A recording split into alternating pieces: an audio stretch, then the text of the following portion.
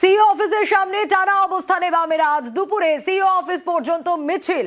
CEO দেখা করতে না চাওয়ায় অফিসের বাইরে অবস্থান, রাত ভর অবস্থান চলবে। দাবি না মানলে লাগাতার অবস্থানের হুঁশিয়ারিও। ভাস্কর মুখার্জি এখানে চলে আসবেন, আবৃত্তি পরিবেশন করবে।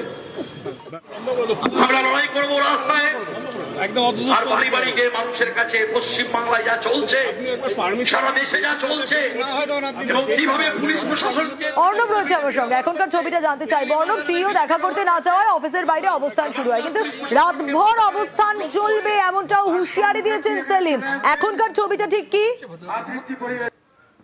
মোহাম্মদ সেলিমের ঘোষণা এবং তারপর CPIM, RSP, forward block, CPI প্রত্যেককে তারা এই মুহূর্তে অবস্থান বিক্ষোভে সামিল হয়েছে এবং রাতভর এই অবস্থান বিক্ষোভ চলবে এবং বিভিন্ন জায়গা থেকে তাদের সমর্থকদের সিইও অফিসের সামনে কাল সকাল থেকে জমায়েত করার নির্দেশও দলের তরফে দেওয়া হয়েছে এবং কাল সকাল থেকে জমায়েত আরো বাড়বে। তবে এক্ষেত্রে পুলিশের তরফে অনুরোধ করা হয়, যেহেতু অত্যন্ত গুরুত্বপূর্ণ একটি রাস্তা সিইও অফিসের সামনে, সেক্ষেত্রে যে রাস্তা পুরো দখল করে একটা দিক তারা চালাচ্ছিল, আজ ছুটির দিন হয়তো বড় সমস্যা হয়নি, সেক্ষেত্রে একটা অংশ অন্তত জরুরি ভিত্তিতে গাড়ি যাতে চালানো যায় সেই অংশটা বাদ দিয়ে একটা রাস্তা যদি 3টি লেন হয়। বেশ বেশ অর্ণব, আবৃত্তি পরিবেশন করবে। আমরা তো এসেছিলাম এখানে জমায়েত করে ডেপুটেশন দিতে, মেমোরান্ডাম দিতে, কিন্তু কেউ নেই। আমরা বলেছি যতক্ষণ না নেবে ইসিআই বা সিও প্রতিনিধি সিও, তখন আমরা ততক্ষণ পর্যন্ত থাকবো।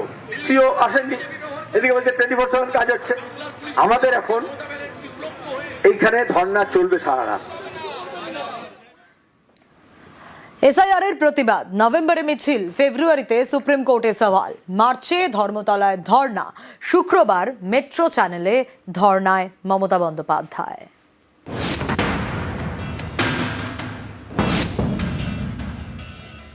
I have started my struggle from the beginning and my life will be end with the struggle. I am starting my dharna from after Dol 6th.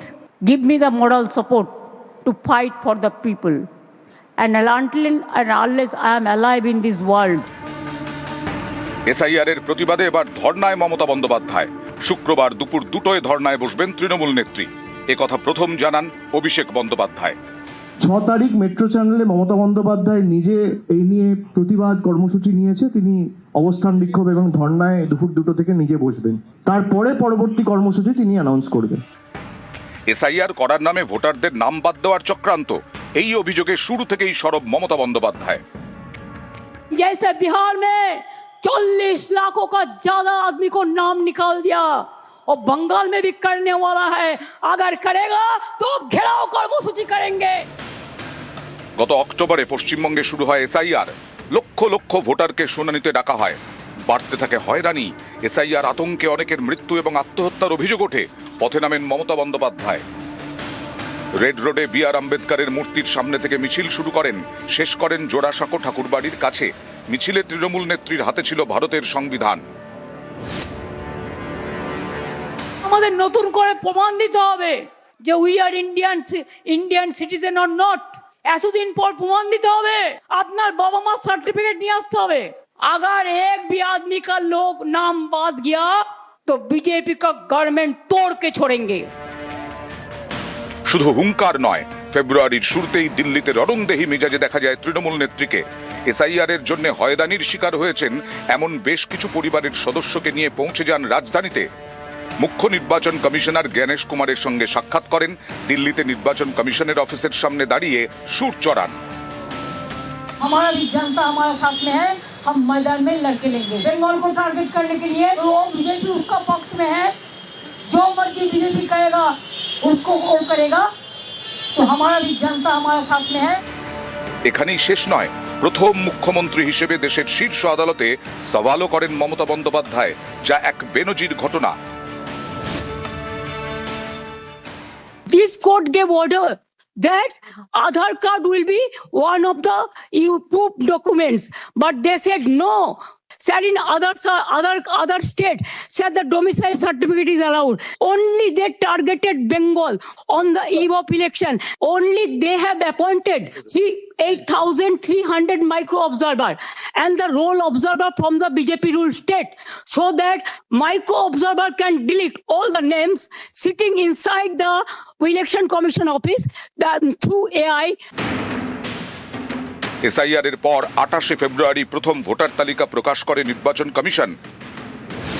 তাতে বাদ গেছে 5,46,053 জনের নাম। এছাড়া বিচারাধীন 60,06,675। তৃণমূলের দাবি এই তালিকায় কারচুপি করা হয়েছে। বিজেপির কথায় চলছে কমিশন। এসআইআর এর প্রতিবাদে এবার তাই ধর্নায় মমতা বন্দ্যোপাধ্যায়। এর আগে সিঙ্গুর আন্দোলনের সময় ধর্মতলার মেট্রো চ্যানেলে অনশন করেন মমতা। সেই ধর্মতলা, সেই মেট্রো চ্যানেল, ফের প্রতিবাদে মমতা বন্দ্যোপাধ্যায়। এবার এসআইআর এর প্রতিবাদে ধর্না। এই সেই ধর্মতলার মেট্রো চ্যানেল, এই ফলকটিও অত্যন্ত নজর কাড়া। তার কারণ টাটাদের সিঙ্গুরে জোর করে প্রকল্পের জন্য জোর করে জমি অধিগ্রহণ করা হচ্ছে। এই অভিযোগকে জানিয়ে 2006-এর তেসরা থেকে 28শে ডিসেম্বর পর্যন্ত এই মেট্রো চ্যানেলেই অনশন করেছিলেন মমতা বন্দ্যোপাধ্যায়। 6 তারিখ থেকে দুপুর 2টো থেকে সেই মেট্রো চ্যানেলেই তিনি অবস্থানে বসতে চলেছেন। ইতিমধ্যেই দেখতে পাওয়া যাচ্ছে যে প্রস্তুতি তা শুরু হয়ে গিয়েছে, যে মূল মঞ্চ তৈরি করা হচ্ছে এবং মূল মঞ্চের পাশাপাশি রাস্তার একাংশে যারা আসবেন এই অবস্থান কর্মসূচিতে যোগ দিতে তাদের বসার জন্য ব্যবস্থা করে রাখা হচ্ছে। ক্যামেরা অসিত দাসের সাথে আবির ঘোষাল, নিউজ 18 বাংলা, কলকাতা।